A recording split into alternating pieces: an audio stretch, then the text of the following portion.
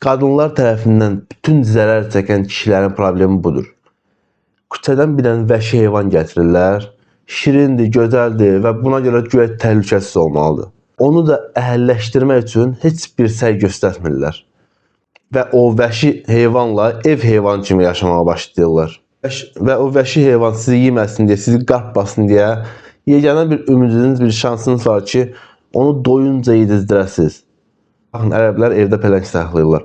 Onu o qədər yedizdirirlər ki, doyunca.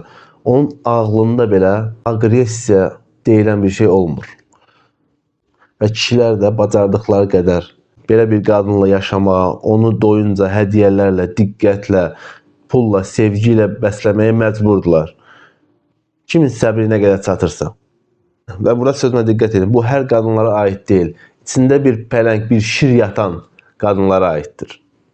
Və o bəsləmək üçün qida resurslarını qutaran kimi o zərif bir incə xanımın içində vəhşi bir heyvan oyanır. O vəhşi heyvan heç nə xatırlamır. Nə minnətdarlıq bilir, nə də başqa bir şey. Ancaq və ancaq yemək istəyir. Hardan tapdın, necə tapdın, ona fərqi yoxdur. Ver və yenə də ver.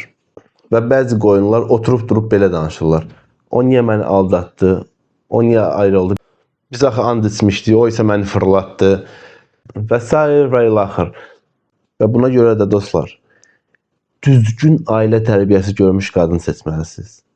Ya da ki, çox güclü əhəlləşdirməyə bacarmalısınız. Bu da ki, belə deyək, hər qadını da əhəlləşdirmək mümkün deyil. O insanın içində yoxdursa, mümkün deyil ki, onu adam eləyəsən. Bugünlük bu qədər. Bura qədər izlədiyiniz hamıya təşəkkürlər.